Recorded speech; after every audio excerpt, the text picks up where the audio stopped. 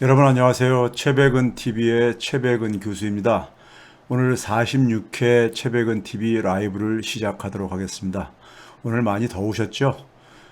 저도 오늘 다스베이다 출연하러 저녁 때까지 갔는데 이동하면서 좀 땀이 나더라고요.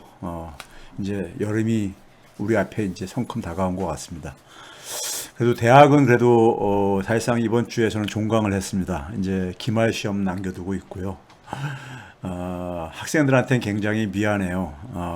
줌으로 수업을 지금 1년 반 동안 줌으로 계속 수업을 하고 있다 보니까요. 학생들한테 아무래도 학생들 중에 일부 학생들은 그런 걸 즐기는 학생들도 있지만은 아무래도 대면 수업보다는 부족한 게 많이 있죠. 많이 있고 그런데 하여간 한 학기 무사히 마쳤습니다. 아직 기말 시험을 봐야 되고 처리할 일이 남아있지만요. 오늘은 제가 여러분들에게 제가 한 4주 전, 한 달 전부터 한국 경제의 몰락을 바라는 자 누구인가 이런 커다란 타이틀 속에서 지금 이렇게 제가 이 채백은 TV를 진행을 하고 있습니다. 그래서 이 커다란 틀 속에서 그래서 이제 이 첫 번째는 우리가 이 조중동과 보수 세력, 부패 세력들이 어떻게 이제 경제 뉴스로 가지고 장난치는가 뭐 이런 것들을 이제 소개했었잖아요. 처음에요. 그래서 오늘은 네 번째 편입니다. 네 번째 편이요. 이 재정 안정주의라는 그늘에 숨은 사람들 이렇게 제목을 해놨어요. 뭐 부제목을 보면 대충 이제 그동안에 제가 하도 얘기를 했기 때문에 무슨 얘기를 할지를 이제 짐작을 하실 겁니다. 모피아 관료들이 살아가는 방식 부제목이 되어 있는데 오늘은 뭐 그러니까 그동안에 했었던 얘기들을 반복하자는 얘기는 아니고요. 오늘 이제 그 얘기 하기 전에 제가 요즘 가끔 커뮤니티에다가 커뮤니티를 블로그처럼 제가 그렇게 사용을 하고 있는데요. 여러분들에게 알림이 가기 때문에 그게 그 효과적이라고 생각이 들어서 이제 간단한 정보들은 경제 정보들을 제가 전달을 하고 있습니다. 근데 제가 거기 소개한 거 보게 되면 오늘 이제 여러 가지 지표들이 많이 발표가 됐어요. 5월 고용 동향도 발표가 됐고 그 다음에 작년도 그러니까는 우리가 GDP 국민 계정이라고 한국은행에서 부르는데요. GDP 한국은행 홈페이지에 가게 되면 보도 자료로 다 나와 있습니다. 2020년도 지난해 그러니까 GDP 확정치가 발표가 됐습니다. 그동안에 우리가 이제 대개 이제 잠정치로 이제 우리가 발표를 하고 또 수정을 한번 하고 그리고 이제 최종적으로 확정치가 나오는데 대개 많은 나라들이 세 차례에 걸쳐 가지고 최종 확정치가 대개 결정이 되어집니다. 그런데 지난해 우리나라가 성장률이 굉장히 좋은 편이었잖아요. 물론 마이너스 기록을 했지만은 OECD 주요 국가 중에서 가장 그래도 선방을 한 나라로 그게 마이너스 1.0%였었습니다. 그런데 한국은행에서 정리를 하다 보니까는 마이너스 0.9%로 마이너스 0.9%로요. 마이너스 0.1%포인트가 상향 조정된 거죠.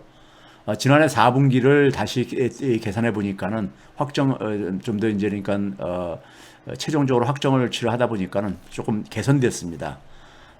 지난해 4분기 성장률 그 결과로 1년치 성장률도 좀 개선이 됐는데요. 그 결과로 이제 우리가 주요 국가들에서 그러니까 우리나라가 지금 이 성장 회복 속도가 가장 빨라요. 그러니까 이제 오늘 보게 되면 1분기 성장률도 수정치가 발표됐습니다. 수정치가 이것도 물론 확정치는 아니지만은 수정치가 발표됐는데 지난번에 발표된 게 5월달에 발표된 게 1.6%였었어요. 전분기 대비요. 전분기 대비로 해서요. 그런데 1.7%로 이것도 0.1%포인트 상향 조정을 했습니다. 그러니까 우리한테는 굿뉴스지요. 굿뉴스예요. 그 결과로 주요 국가들 중에서 우리가 1분기에 사실상 1등을 했습니다. 미국하고 우리가 동률이었었거든요. 1.6%로 1분기 성장률이요.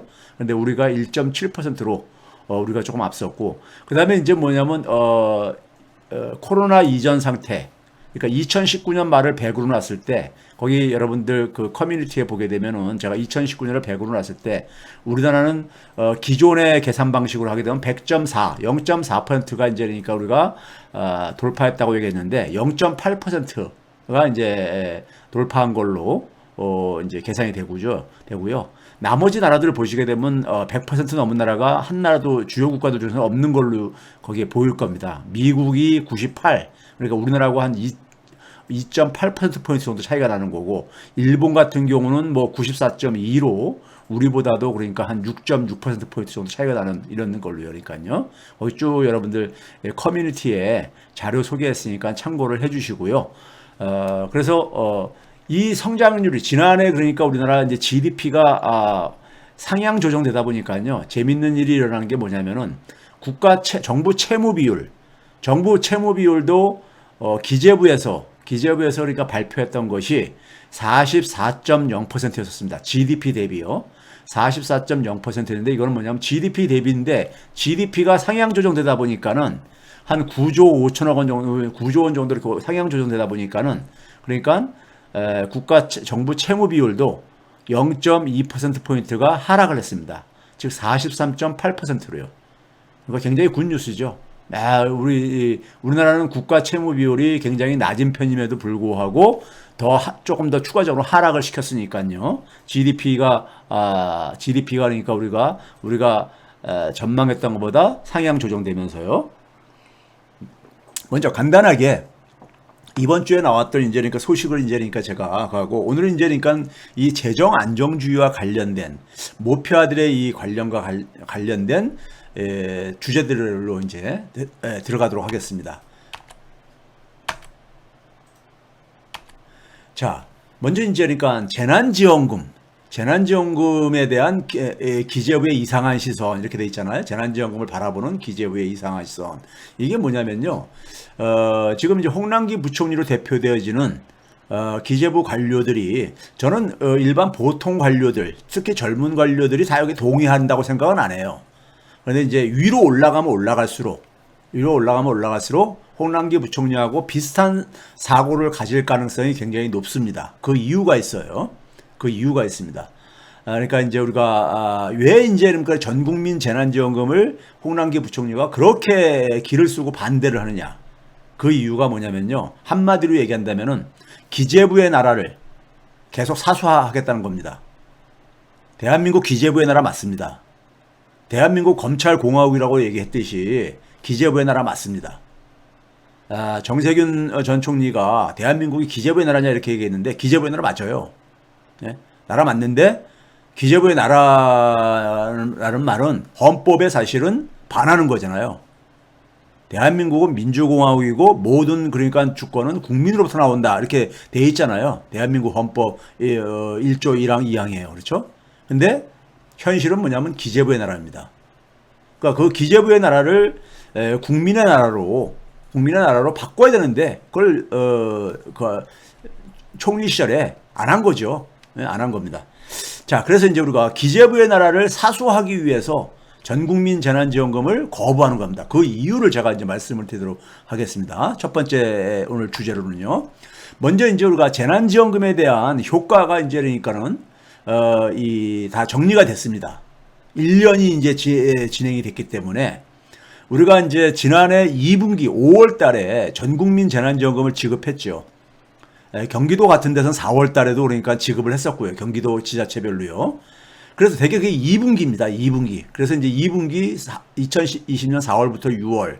그리고 이제 2차 선별이 지급되기 시작한 게 9월 말이다 보니까는 3분기 10월 달부터 그러니까는 본격적으로 지급이 됐었고요. 그러니까요. 그래서 올해 3월 달까지 상당히 지급됐죠. 그럼 일단 우리가 재난지원금 예산을 보게 되면은 전국민 지원을 했을 때 이때 선별도 물론 결합했었습니다. 제가 늘 주장하는 게 전국민과 선별을 그러니까 결합해서 해야 된다 이런 얘기를 하거든요. 왜냐면 정부의 그러니까 우리가 행정명령에 따라서 피해를 본 이 업종들에 대해서는 선별로 해줘야죠. 선별할 수 있는 곳은 선별을 해줘야 되는 겁니다. 근데 전 국민은 그러니까 선별의 하나의 보완적인 관계를 갖고 있어요. 선별이라는 것이 우리가 100% 가능하지도 않고 오늘 이제 보여드리겠지만은 선별은 사실상 실패를 했습니다. 그러다 보니까 그런 것을 전 국민으로 제가 계속해서 보완하라고 얘기를 한 겁니다. 전 국민을 그러니까 선별하고 대립적으로 저는 설정하지 않습니다. 보완하라고 하는 건데, 그래서 이제 2차부터 4차 때까지가 지난해 그러니까 우리가 9월 말부터 올해 3월 달까지가 계속해서 이제 선별로 했었잖아요. 들어간 예산을 보게 되면은 전 국민 지원했을 때 한 14조 3천억 원이 채 안 됐습니다. 그리고 반면에 이제 선별로 했을 때가 그 2배 정도 예산이 들어갔고요. 그런데 여러분들 기억하십니까? 지난해 2분기 때니까 4월달, 5월달에 경제가 굉장히 전 세계 경제가 곤두박질 칩니다. 유럽이랑 미국에서 1차 대유행이 번지면서 우리나라 수출도 그러니까는 막 요즘 잘 나가잖아요. 근데 그 당시에는 막 마이너스 25% 막 이렇게 기록했었습니다. 수출도요. 그래서 성장률도 보게 되면 마이너스 2.8%였었어요. 그 연율로 그러니까요. 근데 우리가 선별로 지급했을 때는 이게 플러스 0.3%였었습니다. 그럼 되게 성장률이 좋으면은 가계소득도 거기에 비례하잖아요. 그런데 가계소득 증가율을 보게 되면은 전 국민으로 지원했을 때는 3.5%였었고 선별로 했을 때는 1.1%뿐이 안 증가했습니다. 3배 이상 차이가 벌어졌죠. 그러니까 가계소득에 있어서 그러니까 굉장히 실패를 한 겁니다. 그리고 재난지원금 지급에 있어서도 가구당 그러니까는 재난지원금 지급으로 정부한테 이전된 소득이 한 35만 6천 원이었었어요. 전 국민 때는요. 그런데 선별로 했을 때는 다 합쳐도 2차부터 4차까지 다 합쳐도 17만 2천 원 정도뿐이 안 됩니다. 절반 정도뿐이 안 되는 거죠. 절반 정도뿐이요. 이게 왜 이렇게 됐는지는 제가 뒤에서 보여드리도록 할게요. 그 다음에 자영업 가구의 소득 증가율을 보게 되면은 더 벌어집니다. 전 국민 지원할 때는 8.2%가 증가했어요. 근데 선별로 했을 때는 1.8%만 증가합니다. 이게 바로 그런 거예요. 전 국민으로 지원을 하게 되면요. 저 14조 3천억 원이 최종적으로 어디로 가느냐? 자영업자 주머니로 들어가는 돈이잖아요. 사람들이 다 쓰니까요. 그렇죠? 그러다 보니까 자영업자한테 굉장히 그 도움이 됐던 것이고 자영업자들의 매출 증가에 기여를 했던 거죠. 자영업자들도 이걸 다 알다 보니까는 자신들한테 선별로 하지 말고 전 국민 지원이라고 했던 이유가 바로 거기에 있습니다. 그래서 이 재난지원금이 그러니까 자영업 가구당 그러니까 지원 금액도 보게 되면은 전 국민 때 36만 원 그리고 뭐냐면 이게 한 28만 한 5천 원 그러니까 선별 때는요. 맨 밑에 보게 되면 5분위 배율이라고 해서 우리가 상위 20%하고 하위 20%에 몇 배 차이가 나느냐 이것도요. 예? 이것도 보게 되면 전 국민 때가 훨씬 더 개선됩니다. 마이너스 9.4% 그러니까 9.4% 정도니까는 더 그러니까 축소시켰다는 얘기죠. 예? 그래서 선별 때보다 훨씬 더 개선됐습니다. 자, 그 다음에 이제 우리가 선별이 왜 실패했는가를 이제 보여주는 지표가 이겁니다. 전국민 재난지원금 할 때는요, 전국민 재난지원금 할 때는 여기 지금 네 번째 칼럼에 있는 전 가구 1인당 공적 이전 증가액을 한번 봐보세요. 전 가구. 그러니까 전체 가구의 그러니까 평균 1인당 그러니까 전국민 재난지원금 할 때는 그 가구원 수별로 그러니까 더 이제 비례해서 많이 지급을 했잖아요. 4인 가구 이상일 경우 100만 원까지 받았잖아요. 그때 평균이 그러니까 한 14만 8천 원 정도 였었는데 하위 20%부터 상위 20%까지 보게 되면 큰 차이가 없잖아요. 큰 차이가. 한 14만 원 안팎에서 비슷하잖아요. 그렇죠?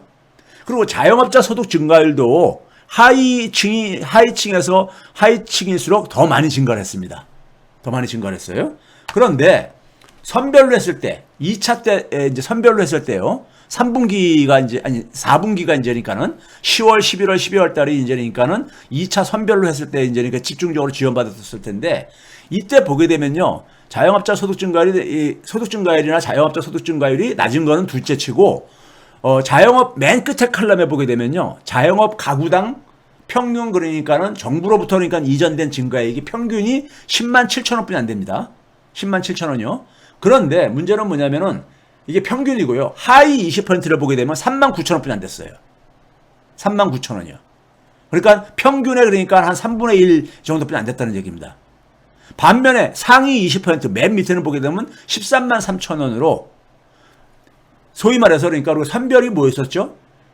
어려운 계층한테 더 많이 지원한다는 거였잖아요. 그런데 현실 뚜껑 열어보니까는 어려운 계층이 하위 20%가 상위 20%보다 한 10만 원 가깝게 그러니까는 적게 지원을 받았던 거예요. 왜 그러신 것 같아요? 예? 왜 그러신 것 같습니까? 이게 선별이 제대로 안 된 겁니다. 특히 하위 20%는 무등록 사업자들이 많아요. 그러니까 그러니까 증빙을 못 하거나 반면에 상위 20%는 소득 매출액으로 제한을 해서도 소위 말해서 사업하시는 분들이 그러니까는 이게 다 사업소득 신고를 안 하고 그러잖아요. 그래서 이게 그러니까 많은 분들이 상위 20%도 혜택을 본 겁니다. 자, 그 다음에 우리가 3차와 4차가 주로 이제 그러니까 지원 받았을 때가 올해 1분기예요. 1, 2, 3월 달이요. 그때도 한번 봐보세요. 가계소득 증가율이 0.4%, 자영업 가구 평균 소득이 1.6%뿐이 안 되죠. 아까 전 국민일 때는 3.5%였는데요. 그렇죠?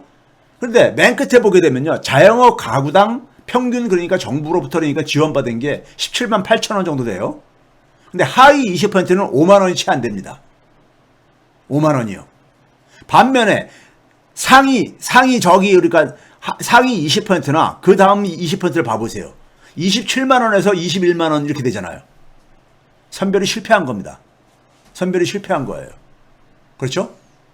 선별 취지는 그러니까는 어려운 계층한테 더 두텁게 지원한다 했는데 결과는 선별이 안 됐잖아요. 예? 그러니까 이 선별이라는 것은요, 어려운 사람한테 두텁게 지원을 하기가 기술적으로 어려울 뿐만 아니라 그 선별이 어려운 사람한테 더 두텁게 지원을 할 의사도 별로 없습니다. 그 이유는 제가 뒤에서 말씀드리도록 하겠습니다. 자, 그러면 기재부가 전국민 재난지원금을 왜 싫어하느냐? 오늘 그 이제 첫 번째 주제의 이제 그러니까 핵심입니다. 전국민 재난지원금은 우리 사회에서 기본소득을 그러니까 기본소득에 대한 인식을 확산시키는데 결정적인 역할을 했습니다. 만약에 코로나 재난이 없었으면은 전국민 재난지원금이라는 것은 우리가 경험할 수 없었던 거잖아요. 그런데 전국민 재난지원금을 받으면서 혜택을 보면서 국민들이요, 아 이게 이제 기본소득 아닌가? 사실상 기본소득이에요. 제가 볼 때는요. 기본소득은 매달 줘야지만이 기본소득이 아닙니다. 예를 들어서 1년에 2번 주고 60만 원을 그러니까 1년에 30만 원씩 2번 주고 설 명절 때 30만 원, 추석 명절 때 30만 원 줘가지고 60만 원 주나, 그거를 매달 5만 원씩 나눠서 주나, 과거 입장에서 똑같은 거예요. 예? 그렇죠? 그런 점에서 그러니까는 이것도 기본소득입니다. 근데 이게 왜 이제 싫으냐면요. 기본소득은 재정에 있어서, 복지론자들이 이 의미를 잘 모르시는데, 예? 기본소득 공부를 안 하셔서 그래요. 기본소득을 대충 알고서는 공격하려다 보니까. 저는 기본소득과 관련된 학회에서, 국제학회에서 지난해 그러니까는 이 영어 논문도 발표한 사람입니다. 그래서 학술지에 게재까지 된 사람입니다. 그래서 제가 기본소득에 대한 논의를 제가 굉장히 많이 아는 사람입니다. 근데 기본소득의 기본적인 우리가 몇 가지 의미가 굉장히 중요한 의미가 있는데, 기본소득이 갖고 있는 의미는요, 재정의 그러니까 혁명입니다. 재정에. 우리가 지금까지 기재부가 이걸 싫어하는 이유는 뭐냐면요, 재정의 독점적인 권한을 기재부가 갖고 있잖아요. 기재부가 막강한 조직입니다. 막강한 조직이에요. 모든 그러니까는 그 권한을 다 갖고 있어요. 사실상요. 외교만 빼놓고요. 외교 통일만 빼놓고 거의 다 갖고 있어요. 제가 볼 때는요. 예? 기재부가요. 예? 기업으로 보게 되면 경리과 같은 데예요. 미국의 재무부는 그렇습니다. 예? 그런데 우리나라는 그게 아니에요. 청와대가 해야 할 일도 기재부가 하고 있고 다 하고 있어요. 사실 기재부가요. 정부조직법 27조 한번 봐보세요. 쉽게 여러분들 볼 수 있으니까는. 그러니까 기재부가, 우리가 검찰 개혁을 왜 하는 겁니까? 검찰이 기소권을 독점한 걸 가지고 자기들의 부의 축적이라든가 아니면 자기들의 그러니까는 소위 정치력을 그러니까 이 권력을 그러니까 장악하는데 수단으로 활용하고 그러잖아요. 그럼 똑같습니다. 기재부도 뭐냐면 재정에 대한 독점권을 갖고 있어요. 기본적으로요. 재정, 국가의 살림살이에 대한 독점권을 갖고 있습니다. 근데 기본소득은 뭐냐면요. 왜 재정에 있어서 혁명적인 하나의 조치냐면요. 기본소득이든 뭐든 간에 다 그러니까 국민들한테 돌아가는 혜택은 기본적으로 뭡니까요? 세금을 걷어서 할 수밖에 없어요. 그렇죠? 국가가 무슨 대통령이 자기 월급까지 줄 수는 없는 거잖아요. 세금을 걷어서 하는 겁니다. 그런데 기존의 세금하고 근본적인 차이가 뭐냐면은, 기존의 세금은 세금을 거둔 다음에 이 배분을 누가 하느냐? 기재부가 하고 있는 거예요. 관료들이요. 그래서 기재부가 정부 조직에서도 가장 강해요. 국회의원들도 꼼짝 못해요. 지역구 예산. 그 다음에 뭐냐면 이제 각 정부 조직들의 예산도 기재부가 배분을 하니까요. 돈 갖고 있는 사람이 최고죠, 뭘. 예? 그런데 기본소득은 뭐냐면요. 세금 거둔 거를 바로 국민들한테 돌려주는 거예요. 그러니까 기재부가 그러니까는 개입할 여지가 없는 거예요. 예? 기재부가 그러니까 그 거둔 세금을 자기들이 그러니까 입맛에 맞게끔 배분을 하고, 예? 좀 극단적으로 얘기하면요. 그런데 그게 그 그거 배분권이 없어지게 되면은 힘이 약화되잖아요. 힘이 약화되잖아요. 그래서 싫은 거예요. 그거 자기들이 갖고 있는 권력을 뺏기는 문제이기 때문에 이 권력을 가지고 엄청난 그러니까 혜택을 보고 있어요. 네? 엄청난 혜택을요. 거기다가 기본소득은 뭐냐면요. 조세 저항을 최소화시킬 수 있어요. 우리나라 국민들은 조세에 대해서 세금에 대해서 굉장히 우리가 불만들을 많이 갖고 있습니다. 왜 그러냐? 첫째는 뭐냐면 세금은 자기는 열심히 내는데 특히 우리가 이 근로소득세를 내는 노동자들이 있고요. 보통 사람들은요. 그런데 뭐냐면은 자기는 별로 혜택 보는 게 없는 것 같은 느낌. 또 하나는 뭐냐면은 세금을 그러니까는 이 돈을 많이 버는 사람들이 탈세를 많이 하고 하면서 공정하지 못하다는 이런 인식 이런 것들이 있거든요. 그러다 보니까는 조세 저항이 그러니까 굉장히 좀 존재하고 있죠. 근데 이 기본소득은요, 조세 저항을 최소화시킬 수 있습니다. 왜? 세금 거둔 거를 바로 다 돌려주니까요. 돌려주는 거란 말이에요. 그런데 세금은 누가 더 많이 내요? 고소득자, 고액자산가가 많이 내잖아요. 상위 한 5% 정도만 자기가 낸 세금보다 돌려받는 기본소득이 적을 뿐이고 대부분 국민들 90%는 자기가 낸 세금보다 더 많이 돌려받아요. 기본소득으로요. 이 기본소득형 조세는요. 그러니까 반대할 이유가 없는 거잖아요. 세금 내는 거에 대해서도 그러니까 주저할 이유가 없잖아요. 내가 세금을 100만 원을 냈어 1년에. 근데 나한테 뭐냐 150만 원을 준대. 그럼 내가 반대할 이유가 뭐가 있습니까? 세금 100만 원 더 걷는 거에 대해서요. 그렇죠? 더군다나 제가 그랬잖아요. 국토보유세 같은 경우 토지세를 기본소득하고 연결시키게 되면은 우리나라 국민 중에서 40%는 토지 한 평도 없습니다. 그분들은 그러니까 세금 그러니까 하나도 안 내고 1년에 그러니까는 한 60만 원 받을 수 있다고 제가 얘기를 했잖아요. 예? 한 90%까지는 자기가 낸 세금보다 더 많이 돌려받아요. 그런데 무슨 조세 저항은 극소수가 하는 거죠. 그렇죠? 그래서 소득 재분배 효과도 굉장히 커요. 거기다가 뭐냐면요. 청년들이 새로운 시도를 할 수 있어요. 대부분 많은 청년들이 저임금 아르바이트에 시달리면서 자기가 하고 싶은 일을 좀 시도를 하고 싶어도 아르바이트에 치여가지고 집중을 못해요. 아르바이트를 한두 개 줄여주는 하나의 이 역할을 합니다. 기본소득은요.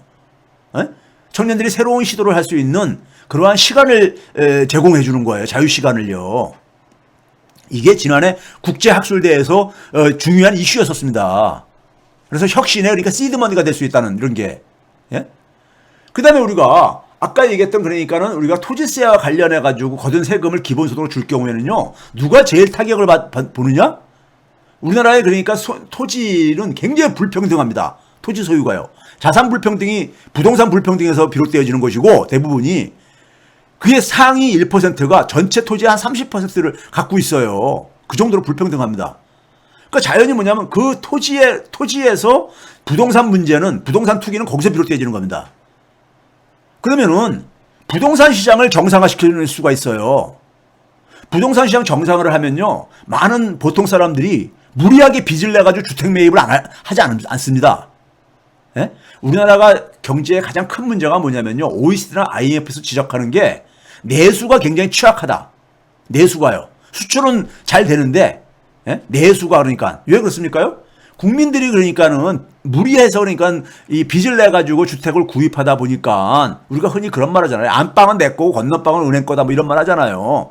그러니까 뭐냐 원금과 이자를 갚느라고 허리띠 졸라매느라고 소비 지출할 때 소비를 제대로 못 하는 거예요. 그러다 보니까 우리나라 내수가 굉장히 가계 소비가 굉장히 억압받고 있어요.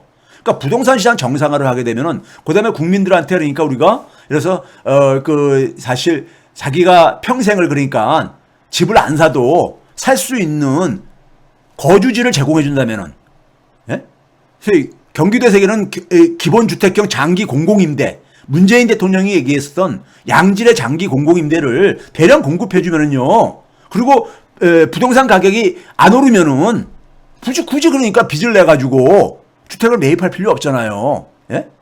안정적인 주거 환경을 제공을 해주면은요. 그렇죠? 그러면은 국민들이 그러니까 그만큼 쓸 여력이 생기는 거잖아요. 그렇죠? 이건 뻔한 건데 왜 안 하느냐? 제가 이건 여러 번 얘기했잖아요. 모피아하고 금융하고 부동산업자들하고의 그러니까 이 결탁 속에서 이게 이루어지는 거라고. 자, 그 다음에 기재부가 전국민 재난금 지원금을 주는 거 싫어하는 이유가 뭔지 아세요? 지역화폐가 싫은 겁니다. 지역화폐가요. 여러분들 화폐, 지금 우리가 쓰는 화폐는 국가화폐죠. 법정화폐라고 얘기하는 한국은행이 찍어낸 그 돈이잖아요. 그 화폐에 대한 사물을 관장하는 게요. 어딘지 아세요? 기재부예요. 한국은행이 아니라. 여기 정부조직법 27조 와보세요. 중장기 국가발전 전략 수립. 이걸 왜 기재부가 합니까? 이런 거 하는 나라 대한민국 기재부뿐이 없어요. 예? 이건 청와대가 해야 되는 일이에요. 예? 그 다음에 세 번째 줄에 보게 되면 화폐, 외환, 국고에 관한 사물을 관장한다 이렇게 돼 있잖아요. 그렇죠? 화폐에 대한 사물을 관장을 하고 있어요. 예? 그래서 한국은행이 뭐냐면 기재부 경제정책과의 관리를 받고 있습니다. 그게 왜 그러냐면 화폐에 관한 사무가 기재부의 소관이다 보니까요. 예?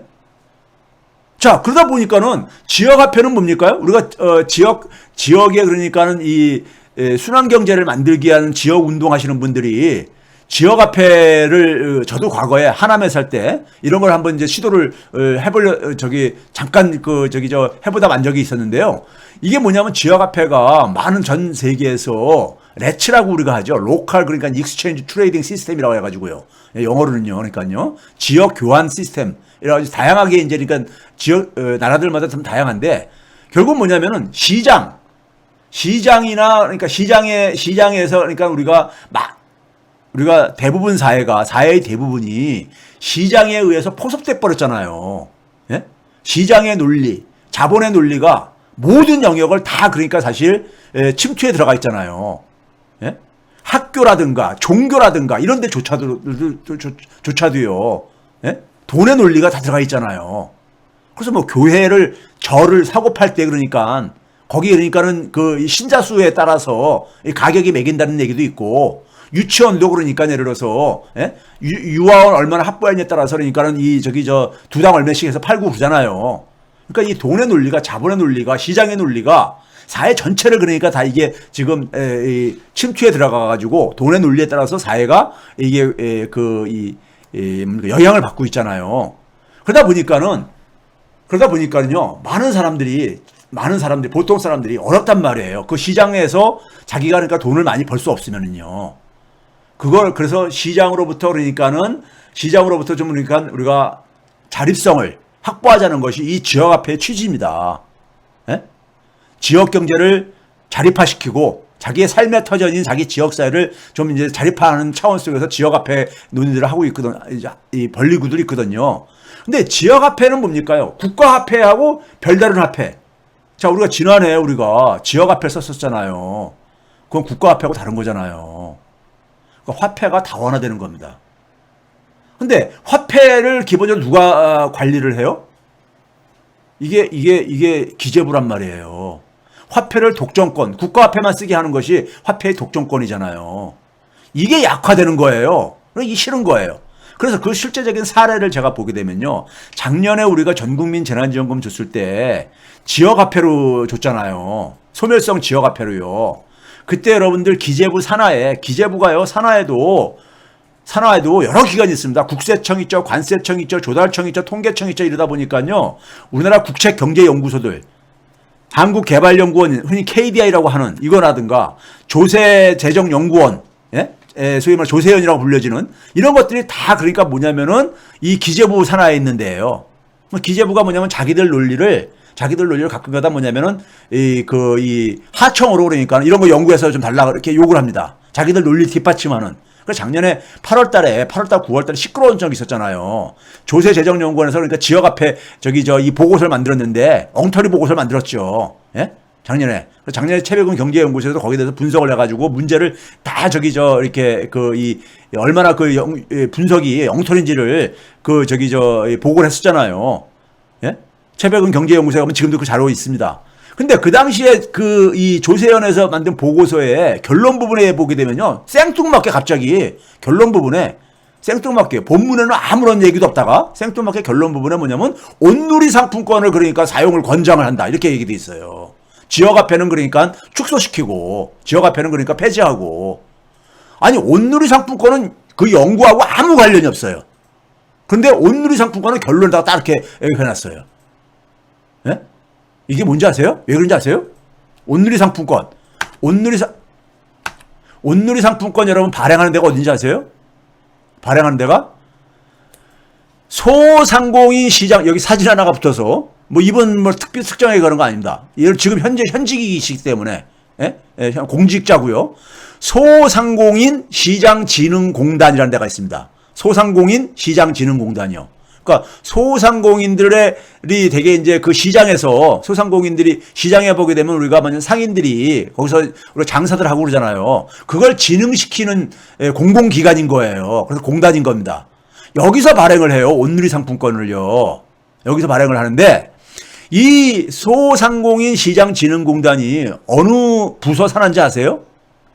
중소벤처기업부 산하예요. 중소벤처기업부.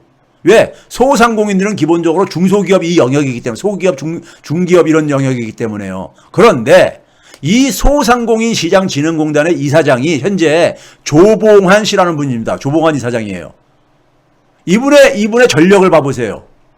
행시부터 가지고 기획예산처, 지금 기재부지요. 기재부에서 사무관, 과장, 국장을 거치다가 이사장으로 지금 가 있는 거예요. 이사장으로. 정부 산하, 그러니까 중소벤처기업부 산하에 그러니까 우리가 거기에 그러니까 많은 그러니까 고위직도 이분이 그랬잖아요. 중소벤처기업부 중소기업 정책실 실장을까지 했잖아요. 그렇죠? 그러다가 소상공인 시장진흥공단으로 간 거예요. 이게 뭘 의미하는지 아세요? 아니 중소벤처기업부의 중소기업 정책실 실장은 중소벤처기업부 직원들이 올라가가지고 거기 그 자리를 원래 해야 되는 거잖아요. 예? 그런데 여기에 기재부 출신이 가가지고 이 자리까지 우리가 되게 조직이라는 게 피라미드식이잖아요. 위로 올라갈수록 자리가 그러니까 줄어들잖아요. 자리가 줄어들면은 공무원들은 더군다나 이 승진이 계급이 그러니까는 중요한 하나의 목표인데 올라갈수록 줄어들잖아요. 줄어드는데 그러니까 자리는 한정되어 있는데 밑에서 그러니까는 대기하고 있는 사람들은 많이 있단 말이에요. 예? 그 사람들 자리 만들어주는데 아니 중소벤처기업부에서 기재부가 와가지고 차지하면은 중소벤처기업부 직원들이 좋아하겠습니까? 공무원들이요? 안 좋아할 때도 이렇게 이걸 갈 수밖에 없는 게 왜 그러겠습니까? 예? 기재부의 힘입니다. 기재부의 힘. 거기다가 중소벤처기업부의 산하 공공기관의 이사장도 기재부 출신이 가서 하고 앉아있잖아요. 예? 여러분 공무원들이 국장까지 올라가고 나면요. 일반 그러니까 공무원들은 최대 올라간 거예요. 그 위에는 그러니까 차관, 장관은 정무직이거든요. 사실은요. 어떻게 보면요. 예? 그러니까 더군다나 이제 그 자리에 올라가고 싶은 사람들은 굉장히 많고 그러니까 되게 국장하다가 이런 공공기관 장으로도 많이 가요. 그 자기들 소위 말해서 이게 뭐냐 밥그릇들인가 밥그릇. 예?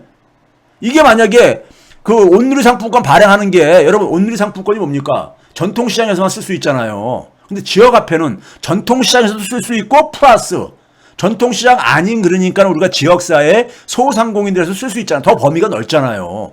그런데 온누리 상품권은 더 쓰라고 하고 앉아있고 예? 지역화폐는 이거는 그러니까 별로 효과가 없었다 이런 식의 이게 좀 말입니까? 이게 뭡니까 이게? 그렇죠? 왜 그러느냐? 자기들 일자리와 관련돼 있는 거예요. 자기들 일자리하고 기재부가 그러니까는 가서 가는 이 밥그릇에는 밥그릇과 관련된 거는 계속 유지를 해야 되거든요. 예? 한 자리 거기 이게 온누리 상품권 발행 안 해보세요. 지역화폐로 다 대체해보세요. 이 소상공인 시장진흥공단 이거 저 없애버려도 되잖아요. 예? 이겁니다. 기본소득, 지역화폐 싫어하는 이유가 이거예요. 예? 관료들의 자기들의 그러니까 기득권. 예? 자, 그 다음에 우리가 제가 아까 앞에서 얘기했던 거네요. 얘기했던 걸 제가 여기다 그랬네. 그 다음에 이제 우리가 지금 보게 되면요. 정부에 지금 있잖아요. 올해 경제가 많은 전문가들이 예상한 것보다 굉장히 빠르게 회복되고 있거든요. 그건 뭐냐면 많은 전문가들이 코로나 이유가 이전과 달라진 걸 잘 몰라서 그러는 거예요. 네? 모르다 보니까 전망치가 지금 다들 안 맞고 그래요. 심지어 IMF, OECD조차도요. 계속 수정 전망치를 발표하고 있잖아요. 정부의 초과 수입도 왜 이렇게 되느냐? 기재부가 그러니까 이거 전망을 못해서 이렇게 생기는 거예요. 예? 3월 달까지 초과 수입이 15조 2천억 원이었습니다. 초과 수입이란 건 뭐예요? 정부가 그러니까는 들어온 수입 예상한 그러니까 지난해 대비해서 그러니까 우리가 예상하는 수입이 있을 게 아닙니까? 그다음에 정부가 지출한 게 있을 게 아닙니까? 3월 달까지 들어온 수입하고 3월 달까지 나간 지출해서 이렇게 보게 되면은 지난해에 비해서 15조 2천억 원이 증가한 거예요. 예? 근데 4월까지 보니까는 24조 원까지 증가했어요. 앞으로 1년 가게 되면요. 이 속도로 가게 되면은 얼마나 많이 초과 수입이 생기겠습니까? 정부가 이렇게 24조 원이나 4개월 만에 24조 원이나 그럼 한 달에 한 6조 원 정도씩 그러니까 이게 지금 초과 수입이 생긴다는 얘기인데 이게 결국 뭡니까? 민간으로부터 이게 걷어들인 거잖아요. 민간이 그만큼 쓸 돈이 줄어든 겁니다. 이 초과 수입은 돌려줘야 되는 거예요. 대통령이 확대 재정 전략회의에서 지금 반쪽만 경기가 회복되고 있고 반쪽은 여전히 그늘져 있다고 얘기를 하잖아요. 예? 그래서 이 경기 회복을 느끼지 못하는 부분들에 대해서 그늘에 대해서 추경 편성을 해가지고 정부가 그러니까 거기에 그러니까 지원하는 역할을 해야 된다. 그게 정부의 역할이다. 이렇게 얘기했잖아. 그 정확한 진단이신 거예요. 예? 그래서 이거 만약에 하게 되면요. 지금 24조 원, 이거 들어온 걸 다 국민에 돌려주게 되면요. 제가 15조 2천억 원을 기준으로 계산한 게 4.5%였었습니다. 예? 15조 2조 원을 그러니까 제가 1인당 30만 원씩 주자. 전국민 재난지원금으로 했었거든요. 근데 그걸로 계산해 보니까 한 4.5% 나오더라고. 성장률이요. 그런데 만약에 24조 원 저거 다 가게 되면요. 4% 후반. 지금 한국은행에서 이제 그러니까 오늘인가요? 인제에서 그러니까 최대한 4.8%까지 가능할지도 모르겠다. 이런 얘기를 하고 있어요. 예? 올 초까지만 하더라도 3%대 얘기했었던 한국은행이 있었다고요.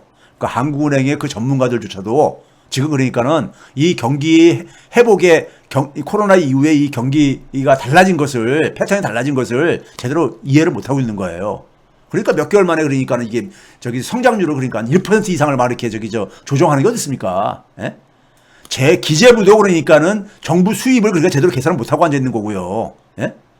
그만큼 세상이 달라진 것에 대해서 이해를 못 하는 겁니다. 제가 흔히 그런 얘기 하잖아요. 많은 전문가들이 코로나 재난이 터졌을 때 AC는 애프터 코로나 이후 시대는 코로나 이전 세대 BC와 전혀 다른 세상이 올 거다.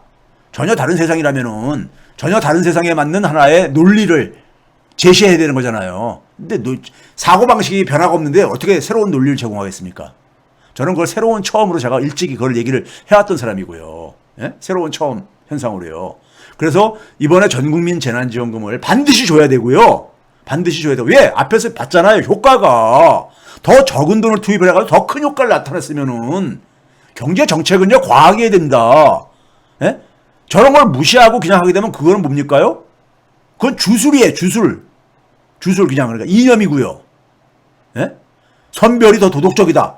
이런 주술을 가지고 전혀 도덕적이지 않은데 현실은. 예? 그래서 세대당 지급을 했잖아요. 지난해 전국민은요. 세대당 지급을 하다 보니까는 대개 그 세대주가 남성이 70%를 이걸 그러니까 이 지급을 받았어요. 그래서 되게 뭐 이혼하고 자녀를 그러니까 여성이 키우면서 예? 근데 그 자녀를 그러니까 예를 들어서 이 그 의료보험 건강보험 혜택을 보기 위해서 그 아빠 전 남편 그러니까 밑으로 그러니까 이렇게 넣고 있을 경우에는 남편한테 이게 지급됐는데 그걸 그러니까 사실상 이혼해가지고 따로 살고 있는데 예? 가가지고 그러니까 나한테 좀 지급해 주세요. 이걸 얘기를 하고 그걸 가지고 씨름을 해야 되는 거잖아요. 그러니까요. 자기 그러니까 아픈 부분까지 다 그러니까 이거 드러내고 증명을 해야 되고요. 그러니까요. 그래서 이번에는 사람별로 지급을 해야 됩니다. 사람별로요. 예? 이런 문제가 드러났기 때문에 예? 예? 그래서 인별로 최소한 30만 원은 줄 수 있고 15조 2천억 원을 기준으로 했으니까요. 용해인 의원은 40만 원까지 얘기하더라고요. 그게 아마 24조 원까지 저걸 얘기를 갖추고 이제 얘기하시는 것 같은데요. 하여간 저는 이 30만 원 이상은 줘야 된다 이렇게 생각하는 사람입니다. 자, 제가 그래서 이제 이 제목을 대한민국 국운이 상승 중이다. 대외적으로는요, 대한민국 지금 그러니까 국운이 진짜 크게 상승하고 있습니다. 예? 크게 상승하고 있어요. 제가 뉴스 공장에서 얘기했죠. G7 지금 정상회담에 지금 문재인 대통령이 영국에서 지금 열리는데 거기 참석하러 지금 그러니까 나갔으면 나갈 준비를 하고 있잖아요. 근데 지난 주에 실무회담인 소위 재무부 장관들하고 중앙은행 총재들이 모여가지고 이제 실무 작업을 해가지고 공동 성명을 낸 게 있잖아요. 거기에 이제 핵심적인 게 우리 이제 뉴스에 알려진 게 소위 말해서 법인세들 기업들한테 세금 회피하기 위해서 해외로 세금 없는 데로 나가가지고 세금 회피하는 기업들에게 최소한 실효세율로 15% 이상, 15% 이상을 부과시키자. 이익 중에 번 돈 중에서 이런 걸 이제 합의를 했잖아요. 이런 걸 합의했잖아요. 이게 할 수 있잖아요. 굉장히 큰 의미를 갖고 있습니다. 큰 의미를 갖고 있어요. 어떤 큰 의미를 갖고 있냐면요. 조세권은 주권의 대표적인 겁니다. 주권이에요. 그러니까 어떤 나라가 자기들이 세금을 어떻게 하겠다는 거에 대해서 다른 나라가 거의 간섭할 적이 없는 거예요. 간섭할 수 없잖아요. 조세권은 그 나라의 고유한 주권입니다. 그러다 보니까는 지난 한 30년 동안에 법인세 인하 경쟁이 벌어졌던 거예요. 법인세가 낮은 대로 기업들은 글로 이동을 하고, 그러면 기업이 글로 이동을 하게 되면은 그 법인세를 인하를 못하는 나라들은 그만큼 타격을 보니까 어느 정도 불가피하게. 그러다 보니까 어떻게 됐습니까? 정부는 그러니까 세금 수입이 줄어들 게 아닙니까? 기업들이 바깥으로 나가게 되면요. 그렇죠? 그러면 결국 뭐냐면 그 세금을 누가 내야 됩니까? 중산층하고 노동자들이 다 내게 될 수밖에 없죠. 그렇죠? 그럼 결국 뭐냐면 이게 조세의 공정성이 이게 파괴가 된 거예요. 그래서 이걸 더 이상 방치할 수 없다. 더군다나 이게 이제 그러면서 코로나라는 게 딱 터지다 보니까는 정부들이 돈을 많이 썼잖아요. 그러니까 세수도 확보를 해야 되는 거야. 세수를 확보를 해야 되는 상황 속에서 이 기업들이, 돈을 많이 버는 기업들이 미꾸라지들처럼 조세 회피처로 나가가지고 세금 안 내고 하고 있더라 이거예요. 미국만 하더라도 1년에 한 800억 달러가 그렇게 해가지고 그 세금 손실이 생기고 있다는 이런 말이 나오고 있고, OECD 전체로는 한 2,400억 달러 연간 이렇게 계산 나오고 있단 말이에요. 그러니까 그거를 그러니까는 예를 들어서 우리가 이걸 가지고 국가별로 그러니까 자국의 이익 중심으로 하는 게 아니라 서로 협조를 해가지고 소위 말해서 조세의 정의, 이 정의를 그러니까 다시 그러니까 우리가 회복시켜야 되지 않겠느냐 해가지고 글로벌 조세 시스템을 만든 거예요. 그러니까 국제적인 그러니까 조세 시스템을 만든 거예요. 개별 국가의 영역이었던 조세를 그러니까 뭐냐면은 글로벌 차원에서, 왜 그러냐면요. 오늘날은 우리가 초연결 시대라 그러잖아요. 모든 게 다 연결돼 있다 보니까는 다 그러니까는 주요한 문제들은 다 초국가 문제입니다. 개별 국가를 넘어서는 이런 문제들이에요. 그리고 자연히 뭐냐면 국가 간의 협력이 중요하잖아요. 그거를 그러니까 경제적으로 이번에 그러니까는 도출해내는 거예요. 근데 이 도출이 우연이 아니라 이것의 전작이 뭐였었어요? 한미 정상회담. 글로벌 백신 파트너십. 한미 정상회담 합의한 게 그거잖아요. 백신도 전 지구적인 문제잖아요. 국제사회가 협력을 해야 되잖아요. 모두가 자유롭게 되는 순간에 모든 개인들도 다 자유로워질 수 있는 거잖아요. 그렇죠? 근데 이거를 미국 혼자서 못해. 그래서 문재인 대통령이 이 시대의 흐름을 읽고, 지금 제가 그랬잖아요. 문명사적인 변화라고요. 이 시대의 흐름을 읽고 문재인 대통령이 바이든한테 우리가 힘을 합해서 전 세계의 백신 문제를 해결하자. 이걸 제안을 한 거예요. 한국한테 백신을 지원해달라. 이런 얘기를 한 게 아니라요.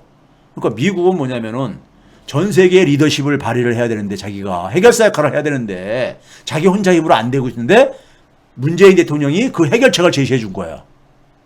그러니 얼마나 당신 옛날에 그 2018년도에 그 북미 정상회담 할 때도 해외에서는 문재인 대통령이 노벨 평화상감이라고 그렇게 얘기했는데, 문재인 대통령은 뭐냐면 트럼프하고 김정일한테 그 두 사람한테 공을 돌리면서 그랬잖아요.